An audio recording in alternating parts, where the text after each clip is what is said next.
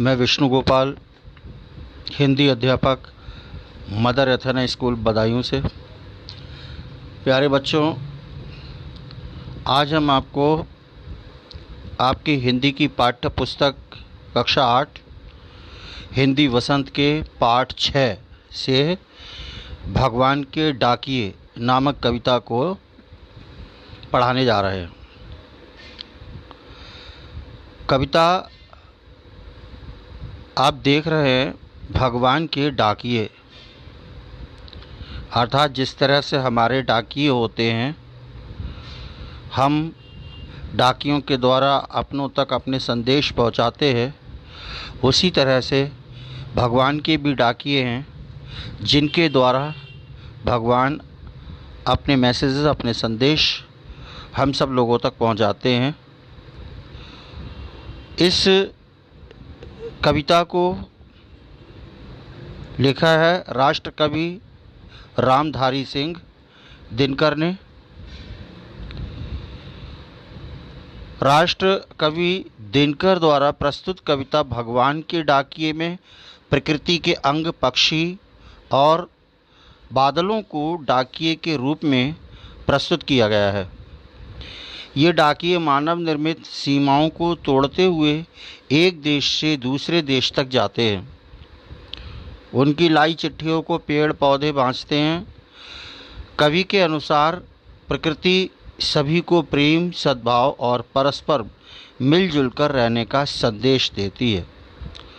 प्रकृति के द्वारा ये जो प्रकृति के अंग हैं, बादल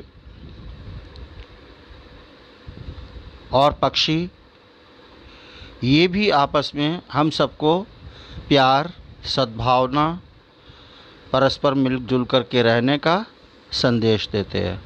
आइए पढ़ते हैं कविता भगवान के डाकिए। कौन भगवान के डाकिए, किस प्रकार का संदेश हम लोगों को देते हैं, कविता को देखिएगा।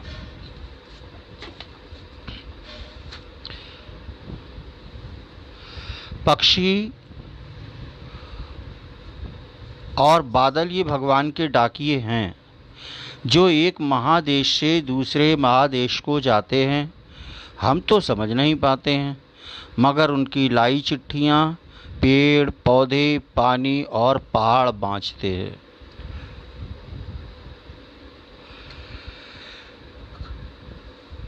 कवि रामधारी सिंह दिनकर इन पंक्तियों के माध्यम से अपने भावों की अभिव्यक्ति को कविता के रूप में अभिव्यक्त कर रहे हैं और कह रहे हैं कि पक्षी और बादल ये भगवान के डाकिए हैं, जो एक महादेश से दूसरे महादेश को जाते हैं। एक देश से दूसरे महादेश को जाते हैं, पक्षी भी और बादल भी। पक्षी भी उड़ कर के एक स्थान से उड़ते उड़ते बहुत दूर तक निकल जाते हैं, और बादल भी इसी प्रकार से उड़ते हुए बहुत दूर तक निकल जाते हैं। कवि कह रहा है कि हम तो समझ नहीं पाते हैं, उनके जो संदेश हैं, उनके द्वारा जो लाई गई चिट्ठियां हैं, हमारी समझ में नहीं आता, मगर उनकी लाई चिट्ठियां पेड़ पौधे, पानी और पहाड़ बाँचते हैं। बाँचते हैं माने पढ़ते हैं। क्या करते हैं? पढ़ते हैं। तो यही प्रकृति के जो अंग हैं, पेड़ भी, पौधे, पानी और पहाड़, ये भी प्रकृति के अंग हैं। तो और पक्षी और बादल भी। तो पक्षियों के और बादलों के द्वारा लाई गई चिट्ठियाँ, उसमें जो संदेश होता है, जो भाव होते हैं, उनको पेड़ पौधे, पानी और पहाड़ बाँचते हैं माने पढ़ पाते हैं। वही उनकी भाषा को समझते हैं, वही उनको पढ़ते हैं। हम तो केवल ये आंकते हैं। आंकते हैं मीन्स हम तो केवल इस बात का अनुमान लगाते हैं, अनुमान ही लगा सकते हैं, है ना, कि एक देश की धरती दूसरे देश को सुगंध भेजती है। जो धरती है, जहाँ से ये पक्षी उड़ते हैं या जहाँ से ये बादल उड़ते हैं, जिस देश से, वहाँ की जो धरती है दूसरे देश को सुगंध भेजती है। यानी वहाँ के प्यार, सद्भावना, वहाँ की संस्कृति, सभ्यता रूपी सुगंध को इस देश से उस देश तक भेजती है, क्योंकि प्रत्येक स्थान का की संस्कृति, कल्चर, सभ्यता और वहाँ का कह सकते सौंदर्य सब कुछ अलग होता है। तो जिस तरह की जहाँ की संस्कृति होती है, जो सभ्यता होती है, जो प्यार दुलार होता है, जो वहाँ की सद्भावना होती है, जो एकता होती है, वो विभिन्न होती है अलग अलग देशों में। तो हमारे यहाँ की जैसी भी प्रकार की संस्कृति है, सभ्यता है, वो वहाँ उनके द्वारा, बादलों के द्वारा, पक्षियों के द्वारा भेजती है धरती की सुगंध। और वह सौरभ हवा में तैरते हुए पक्षियों की पाँखों पर तैरता है। सौरभ माने सुगंध, हवा, खुशबू में तैरते हुए क्या है, पक्षियों की पाँखों, पाँख माने पंखों पर, पंखों पर जो पंख वो फड़फड़ाते हैं तेज़ी से और बहुत ऊंचाइयों तक उड़ जाते हैं, उन्हीं के द्वारा जो हवा को वो काटते हैं, सुगंधित हवा, उस देश की खुशबूदार हवा उनके पंखों के द्वारा ऊपर नीचे करने से वहाँ वो बिखरती है, वो खुशबू बिखरती है, वो सुगंध बिखरती है। तो और एक देश का भाप दूसरे देश में पानी बनकर गिरता है। अर्थात एक देश का भाप का मतलब पानी क्या होता है, जब गर्म होता है, नदियों में, तालाबों में, सरोवरों में जो पानी होता है, ताल में, पोखरों में जो भी पानी होता है, वो सूरज की तेज़ धूप के कारण गर्म होता है और गर्म होने के बाद भाप बनकर आसमान में ऊपर उड़ जाता है, जो बादल बन जाता है। वही बादलों में भरा हुआ जो पानी होता है वो उड़ कर के जाते हैं, इस देश से ले जाते हैं, एक देश से आते हैं और दूसरे देश में जा कर के बरस जाते हैं। तो वहाँ के लोगों को क्या करते हैं, वहाँ के लोगों को भी पानी बरसा कर, बादल अपना पानी बरसा कर क्या करते हैं, प्रसन्न करते हैं, तृप्त करते हैं, शांत करते हैं, है ना, और वहाँ का हरा भरा वातावरण उत्पन्न कर देते हैं। तो इस प्रकार से प्यारे बच्चों, आशा है कि आपको ये कविता अवश्य समझ में आई होगी, जिसको लिखा है रामधारी सिंह दिनकर ने। आइए इसके बाद आपको लेकर के चलते हैं इस कविता के प्रश्न अभ्यास की ओर, जिसमें प्रश्न दिए गए हैं, आप देख रहे हैं, उनके प्रश्नों के उत्तर आप देखेंगे और फिर गृह कार्य के कुछ देखिएगा।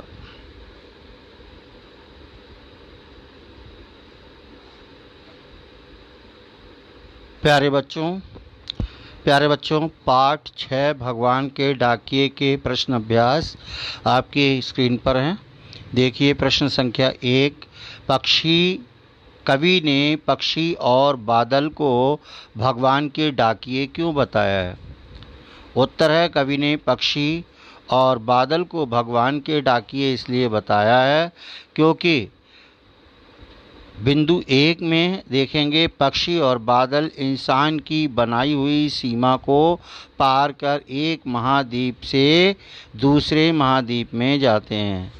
इंसानों ने जो बनाई हैं उनकी सीमा को पार करके, तोड़ करके एक देश से दूसरे, क्योंकि उनके लिए कोई भी सीमा निर्धारित नहीं होती है, वो आसमान में उड़ते हुए, आसमान में कोई भी स्थान बना हुआ नहीं है, कहीं से कहीं तक उड़ करके कितना भी ऊंचा और कितनी भी दूर जा सकते हैं। प्रश्न 2, पक्षी और बादल द्वारा लाई गई चिट्ठियों को मनुष्य नहीं समझ पाते हैं। बिंदु 2 है और प्रश्न इसी पहले प्रश्न का तीसरा बिंदु है, पक्षी और बादल द्वारा लाई गई चिट्ठियों से प्रेम, सद्भाव और एकता का संदेश देते हैं। देखिएगा प्रश्न संख्या 2, पक्षी और बादल द्वारा लाई गई चिट्ठियों को कौन कौन पढ़ पाते हैं, सोच कर लिखिए। उत्तर है, पक्षी और बादल द्वारा लाई गई चिट्ठियों को प्रकृति के विभिन्न अंग, पेड़ पौधे, पानी और पहाड़ पढ़ पाते हैं। प्रश्न संख्या 3 है, किन पंक्तियों का भाव है? का खंड में पक्षी और बादल प्रेम, सद्भाव और एकता का संदेश एक देश से दूसरे देश को भेजते हैं। उत्तर देखेंगे इसका, पक्षी और बादल ये भगवान के डाकिए हैं जो एक महादेश से दूसरे महादेश को जाते हैं, मगर उनकी लाई चिट्ठियों को पेड़ पौधे और पहाड़ बाँचते हैं, माने पढ़ते हैं। उनकी लाई हुई चिट्ठियाँ पेड़ पौधे और पहाड़ पढ़ पाते हैं। अग्रिम खंड खा में देखेंगे, प्रकृति देश देश में भेदभाव नहीं करती। एक देश से उठा बादल दूसरे देश में बरस जाता है। कोई भी भेदभाव प्रकृति के लिए नहीं है, ये कौन सा देश है, ये कौन सा स्थान है, ये प्रकृति में भेदभाव नहीं है, ये मनुष्यों के अंदर होता है, मनुष्य करते हैं। तो हम तो केवल ये आंकते हैं, अनुमान लगाते हैं। एक देश की धरती दूसरे देश को सुगंध भेजती है और वह सौरभ हवा में तैरते हुए पक्षियों की पाँखों पर तिरता है, और एक देश का भाप दूसरे देश में पानी बनकर गिरता है। प्रश्न संख्या 4 देखेंगे, पक्षियों और बादल की चिट्ठियों में पेड़ पौधे पानी और पहाड़ क्या पढ़ पाते हैं? उत्तर देखिएगा, पक्षी और बादल की चिट्ठियों में पेड़ पौधे पानी और पहाड़ प्रेम, सद्भाव, परस्पर मेल, एकता आदि का संदेश पढ़ पाते हैं और यही संदेश लोगों तक पहुंचाते हैं। एक देश की प्रश्न संख्या 5, एक देश की धरती दूसरे देश को संदेश भेजती है, कथन का भाव स्पष्ट कीजिए। प्रकृति के लिए सभी मनुष्य समान हैं। अपने पराये की भावना तो मनुष्य रखते हैं। प्रकृति तो मनुष्य को एक दृष्टि से देखती है। वह प्रेम, एकता और सद्भाव की संदेश रूपी सुगंध दूसरे देश को भेजती है, जिससे मनुष्य में मनुष्यता विकसित हो तथा कोई किसी की जान का दुश्मन न बने। इस प्रकार से एकता और भाईचारे का संदेश पृथ्वी देती है। पाठ से आगे प्रश्न संख्या 6, पक्षी और बादल की चिट्ठियों के आदान प्रदान को आप किस दृष्टि से देख सकते हैं? उत्तर है, पक्षी और बादल के आदान प्रदान को हम प्रेम और सद्भाव का संदेश देते हुए देखते हैं, क्योंकि उनमें भगवान के प्रेम, एकता, सद्भाव, भाईचारा और परस्पर मिलजुल कर रहने का संदेश छिपा होता है। ये संदेश किसी क्षेत्र विशेष या संप्रदाय विशेष के लोगों के लिए न होकर संपूर्ण पृथ्वी के लोगों के लिए होता है। इस प्रकार से प्यारे बच्चों, ये 6 प्रश्नों के बाद आपके प्रश्नोत्तर समाप्त हो गए और कुछ प्रश्न आपको गृह कार्य में दिए जा रहे हैं पुस्तक से। इस पाठ से संबंधित पहला प्रश्न देखिएगा, हमारे जीवन में डाकिये की भूमिका पर 10 वाक्य लिखिए। इसका मतलब यह है कि आप 10 वाक्य का निबंध डाकिये पर लिख सकते हैं। स्वयं आपके घर भी डाकिये आते होंगे, आपके घर में कोई हो भी सकता है इस विभाग में, तो आप उनसे जानकारी प्राप्त करके जुटाइए और उसके विषय में खूब सोच समझ करके स्वयं लिखिए। डाकिये की वर्दी व उसके कार्यों पर प्रकाश डालिए। डाकिये की वर्दी आप देखते हैं प्रत्येक विभाग के लोगों की वर्दी होती है, पुलिस विभाग की वर्दी होती है, रेल विभाग की वर्दी होती है ना, और इसी प्रकार से डाक विभाग की भी वर्दी होती है। विभिन्न प्रकार से विभागों की वर्दी होती है। उस वर्दी पर तथा उससे संबंधित उसके कार्यों पर प्रकाश डालिएगा।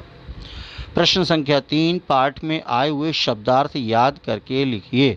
आपने अभी देखे थे पाठ में ऊपर कुछ शब्द लिखे गए हैं, 4-5 शब्दार्थ दिए गए हैं, पाठ के अंत पे दिए जाते हैं। वहाँ से आप शब्द लिखिए, उनके अर्थ लिख करके याद कर लीजिए। धन्यवाद बच्चों। प्यारे बच्चों, अगली वीडियो में हम आपसे अगले पाठ में पुनः मिलेंगे। तब तक के लिए बेस्ट ऑफ लक। बाय। धन्यवाद।